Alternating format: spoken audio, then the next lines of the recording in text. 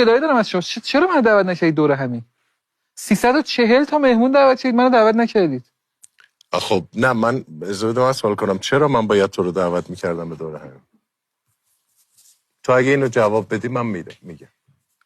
آخه یه سری مهمونا بودن دعوت میشه، من میگفتم بابا از این که دیگه معروف‌ترم، محبوب‌ترم، باحال‌ترم، من بیام دیگه. آدمای معروف و محبوب و باحالو ما دعوت نمی‌کردید.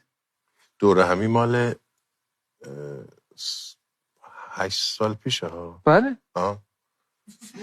اولاش آدم محمودی بودم، یعنی اولاش تو خونه به عنوان بیننده میگفتم چرا من دعوت نمی‌کنم. بعد ولی در ادامه که خب چی میشد حالا شما که 340 نمیشه 341 آدمای محبوب با استعداد و گفتی دعوت میکردم.